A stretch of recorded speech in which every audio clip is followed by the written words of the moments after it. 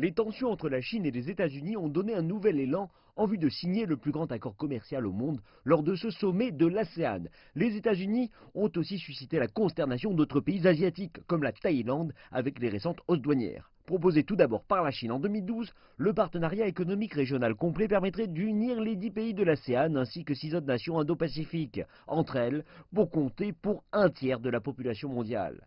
L'accord est considéré comme réunissant l'Asie ensemble alors que les États-Unis poursuivent sur la voie de l'unilatéralisme. Certains ont accusé le président Trump de ne pas accorder de valeur à l'Asie en ne participant pas au sommet et en envoyant 2 officiels gouvernementaux de rang inférieur à sa place. These two guys ranked number 11 and number 16.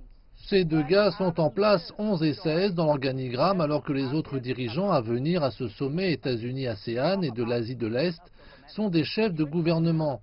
Même la Chine a envoyé Li Keqiang qui est le chef du gouvernement chinois. Et par conséquent, quand vous envoyez quelqu'un qui ne peut pas prendre des décisions, cela signifie que vous ne nous accordez aucune priorité.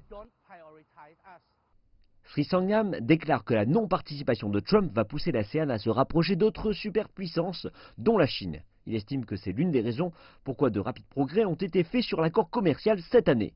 Le sommet de l'ASEAN ouvre avec 14 sur 20 clauses déjà acceptées.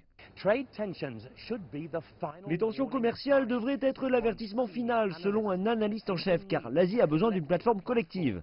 Échouer à atteindre un accord lors de ce sommet, selon elle, serait manquer une opportunité unique. L'ASEAN espère également capitaliser sur sa location géographique entre les zones économiques d'Inde et du Pacifique. Les dirigeants nationaux discuteront des perspectives de l'ASEAN dans la zone Indo-Pacifique, estimant qu'il y a là un immense potentiel d'établir un pont entre ces immenses zones commerciales.